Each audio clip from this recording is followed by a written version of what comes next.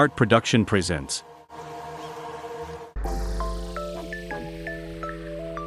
আসসালামু আলাইকুম, আমি আব্দুর রহমান। আজকের আমাদের ক্লাসে আমরা ট্রেসিং অথবা ভেক্টর ক্রিয়েট করা শিখব পেন্ডুলের সাহায্যে। তো যে কোনো কাজের শুরুতে আমাদের মেন ফাইলটা নিতে হবে। তো আশা করি প্রিভিয়াস ক্লাসে আমরা জানতে পারছি যে কীভাবে একটা নতুন প্রজেক্ট ফাইল ক্রিয়েট করতে হয় এবং নিজের আর্টওয়ার্কে কীভাবে সাজাতে হয়। তো আজকে আমাদের কাজ হচ্ছে আমরা এই ভেক্টর শেপটাকে, এই রাস্টার ইমেজটাকে ভেক্টরে কনভার্ট করব। তো মেইনলি আমরা এটাকে ট্রেস করব। তো ট্রেসিংয়ের মাধ্যমে আমাদের কাজ হবে যে এই ছবিটাকে ভেক্টরে রূপান্তরিত করা। তো এটা করার অনেক অপশন আছে, বাট অ্যাজ আ বিগিনারদের জন্য আমি মনে করি এটাকে আরেকটু স্মুথলি করা, যেমন পেন টুল দিয়ে কাজ করা অ্যাজ আ সিমেট্রি ওয়ার্ক। তো সবার শুরুতেই আমরা একটা লেয়ার অপশনে যাব। তো লেয়ার অপশন যদি আমরা কেউ ডান পাশ থেকে খুঁজে না পাই, তাহলে আমরা আমাদের উইন্ডোজ অপশনে যাব। উইন্ডোজ অপশনে যাওয়ার পরে লেয়ার অপশনটা দেখা যাবে। এটা যদি টিক না দেওয়া থাকে, টিক দিয়ে দিবেন, তাহলে এটা আপনার সামনে ভিজিবল থাকবে। তো এখানে একটা লেয়ার 1 অপশন আছে, যেটার নামটা চেঞ্জ করে আমি দিব P1 ফর পজিশন 1। তো P1টা থাকবে লক অপশনে, এবং এটার মোটামুটি ট্রান্সপারেন্সি আমি একটু কমাই দিব। তো ট্রান্সপারেন্সি কমানোর জন্য আমাকে যেতে হবে এই অপশনটাতে, দেন অথবা আমি পিকচারে ক্লিক করার পরে উপরে আমার অপাসিটি অপশনটা দেখাবে। সো আই গেস আমি অপাসিটি 60% রাখলে is enough to see or visibility, আর এটাকে যদি 50% রাখি it's way better to for practice. তো এখন আমি লেয়ার অপশনে যাব। লেয়ার অপশনে যাওয়ার পরে এটাকে লক করে দিব। So it's unusable for right now. তো এখন আমরা যদি কোনো কাজ করতে চাই, তো ব্যাকগ্রাউন্ডে কিন্তু এটা মুভ হবে না, সেই ক্ষেত্রে আমাদের জন্য এটা খুব সুবিধাজনক। তো এখন আমি আমার আর্ট প্যানেলটার হিসাব অনুযায়ী এই যে আমার আর্ট প্যানেল, আর আমার আর্ট ওয়ার্ক। সো প্রথমে Ctrl+R দিয়ে আমি রুলার নিয়ে নিব ফর মাই স্কেলিং, অ্যান্ড আমি 2টা গ্রিড নিয়ে নিব ফর গাইডলাইন। এই দুইটাকে আমি ধরে মোটামুটি বলা যায় এই দুইটার সেন্টারটা আমি খুব ইজিলি যাতে অ্যাক্সেস করতে পারি, প্রথমে আমি আনলক গাইড করব, দেন সিলেকশন করে আমি আমার অ্যালাইনমেন্ট সেগমেন্টটা বের করব। অ্যালাইনমেন্ট সেগমেন্ট বের করে সেন্টার অ্যালাইন করে নিব। সো এটা যেহেতু সেন্টার অ্যালাইন এখানে হচ্ছে না, সো দেন ইনস্ট্রাকশন অনুযায়ী এটা আমার সেন্টার। দেন এটাকে আমি আবার লক করে দিব। সো এখন আমি আমার সেন্টার পেয়ে গিয়েছি, আর আই গেস আমার মনে হয় আমার একটা গাইড হইলেই এনাফ।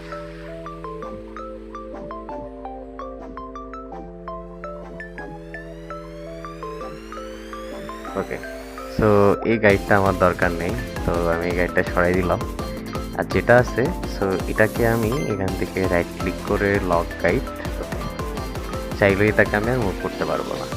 সো এখন আমাদের কাজ পেন টুল দিয়ে কাজ করা। তো সবার আগে আমি যে 1 2 3 4, ওকে 1 2 3 4 5, টোটালি 5টা বক্স নিব। কেন বক্স নিচ্ছি তা আপনাদেরকে বলে রাখতেছি। তো আমরা এখন মেনলি কালার নিয়ে কাজ করব। সো যখন আমরা কালার নিয়ে কাজ করব, তো হয়তো আমাদের নিজস্ব কালার থাকবে, ইদার আমরা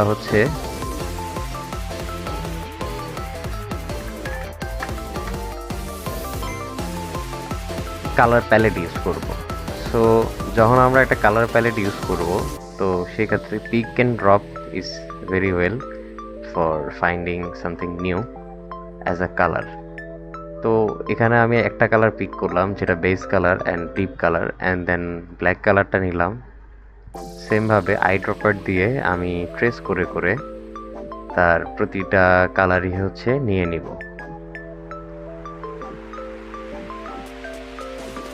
দেন আমি এখান থেকে তার গ্রে শেডটা নিব এবং আই গেস ইটস ওকে।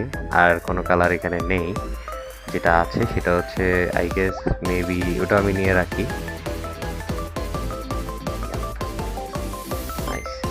তো এখানে একটা জিনিস খেয়াল করবেন, সেটা হচ্ছে এই প্রতিটা কালারের কিন্তু অপাসিটি 50%, বিকজ অফ মেইন ইমেজের অপাসিটি কিন্তু আমি 50%-এ রেখেছিলাম। তো আমি এখানে সবগুলো ধরে অপাসিটিতে গিয়ে 100% করে দেব। দেন আমি আমার কালার প্যালেট পেয়ে গিয়েছি। তো এখন আমি আমার বুঝতে হবে যে আমার ব্যাক সলিড প্যানেলটা হচ্ছে ব্ল্যাক। সো প্রথমে আমি কালার প্যালেট নিব, নেওয়ার পরে আমি আমার কালার সিলেক্ট করব, দেন পেন টুল নিব, নেওয়ার পরে খুব ডিটেলিং নিয়ে কাজ করতে হলে ধৈর্য নিয়ে কাজ করতে হবে। তো আমি হচ্ছে পয়েন্ট টু পয়েন্ট এটাকে হচ্ছে ট্রেস করতেছি। তো যেহেতু আউটার শেপগুলো খুব কার্ভ আর হচ্ছে যে শার্প, দ্যাটস ওয়াই আমার কাজ করতে তুলনামূলক অনেক বেশি সুবিধা হচ্ছে। আপনারা চাইলে আসলে এটা অনেকভাবে করতে পারেন। অনেকভাবে করতে পারেন বলতে ধরেন অনেক সময় হয় কি শেপটা আমরা আসলে খুঁজে পাই না। অ্যাজ আ বিগিনার অনেক সময় আমাদের জন্য শেপ খুঁজে পেতে কষ্ট হয়।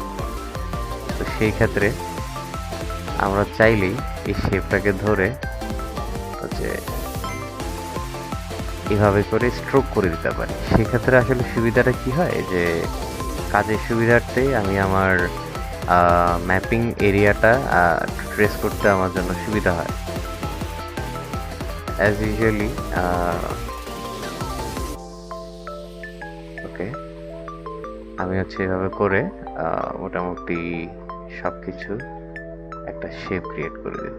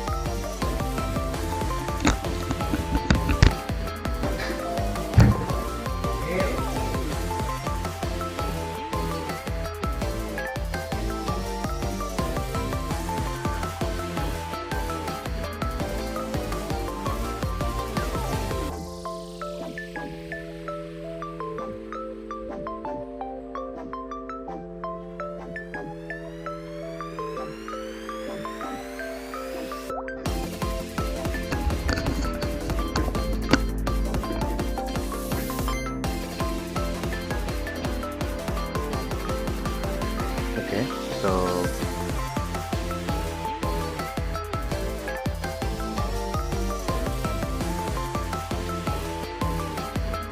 নিয়ে নিলাম। নেওয়ার পরে আমি আমার ডিজাইনটাকে মাস্কিং আউট করে দিলাম। তো এটা দেখে বোঝা যাচ্ছে যে নাইসলি ট্রেস। সেম আমি হচ্ছে এই পোর্শনটাকে এখান থেকে সরিয়ে দিব। দেওয়ার পরে আমি পেন টুল নেব, তারপরে এতে করে এই পোর্শনটা নিয়ে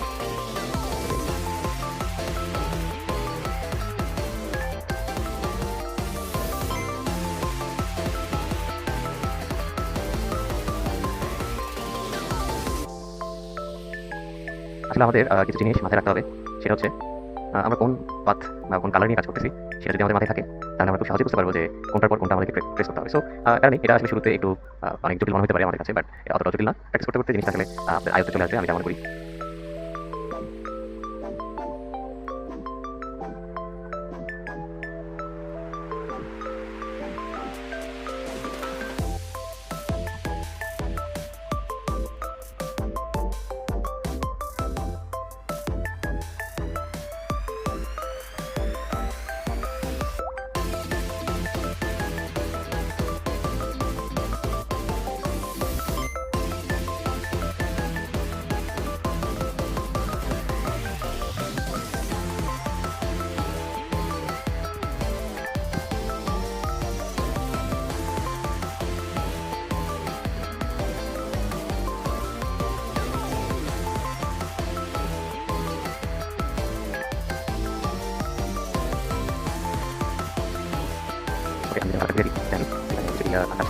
কালারটা আমরা সিলেক্ট করে দিলাম, দেন এটা ঠিক হয়ে গেল।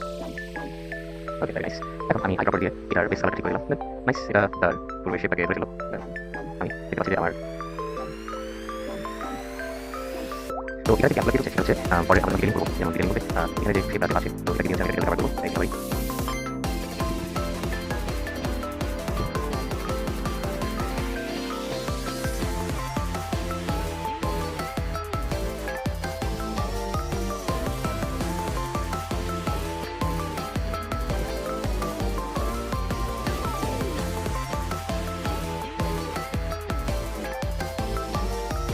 ওকে, তো আমরা আপাতত এই পোর্শনটা করব। তো এই পোর্শনের এই ব্ল্যাক পার্টটা হচ্ছে এখন আমি করব, সেটা হচ্ছে এখান থেকে ধরে ব্ল্যাক পোর্শনটা তুললাম, দেন আবার এই পার্টটা ধরে আমি কালারটা চেঞ্জ করে দিই।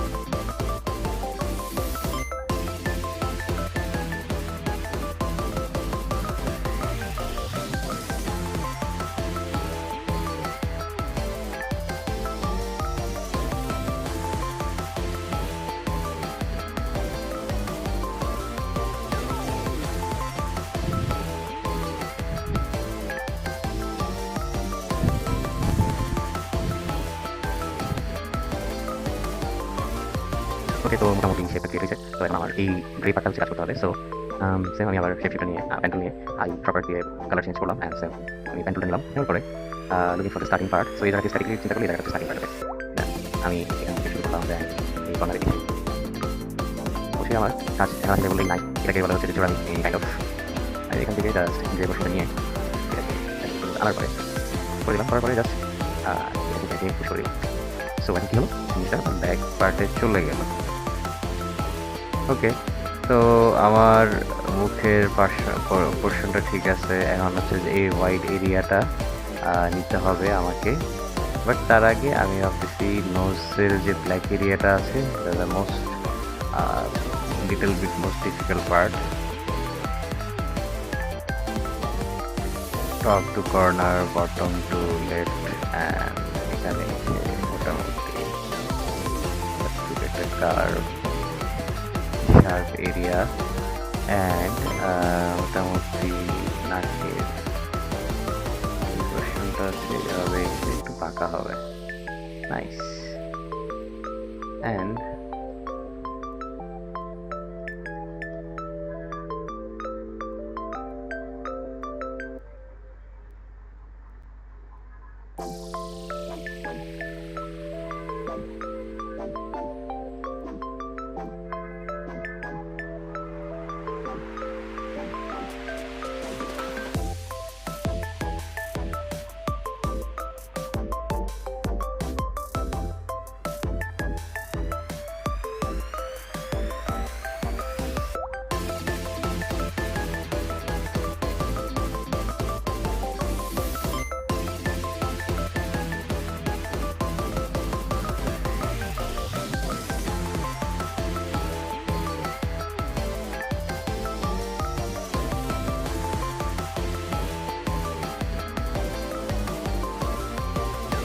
এখন হচ্ছে চোখটা দিতে হবে, আমি করতে হবে।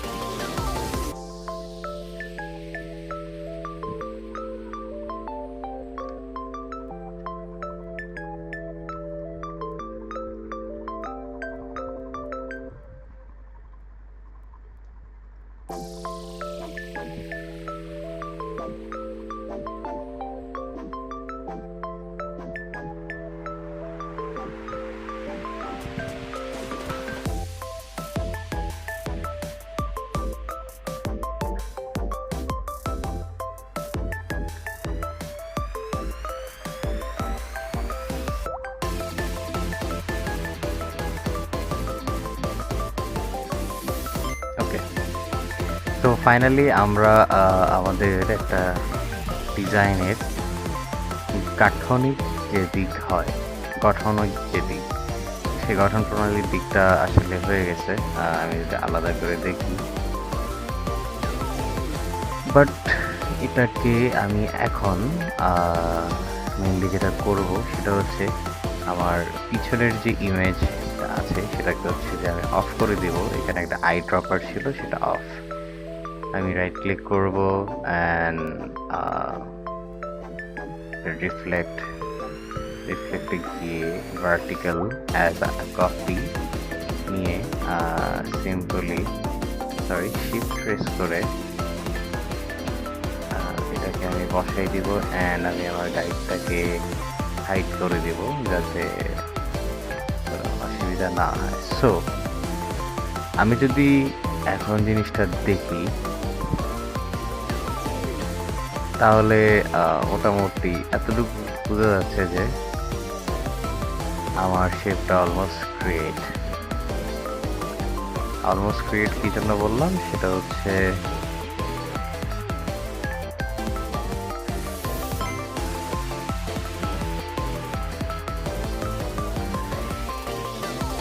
সো আমরা এতটুকু বুঝতে পারলাম যে আজকে যে আমাদের যে ডিজাইন, যে এলিমেন্টটা আমরা ক্রিয়েট করেছি সেটা সম্পূর্ণভাবে হয়ে গিয়েছে অ্যান্ড আমরা এটাকে গ্রুপ করে এই জিনিসটাকে রেখে দিলাম।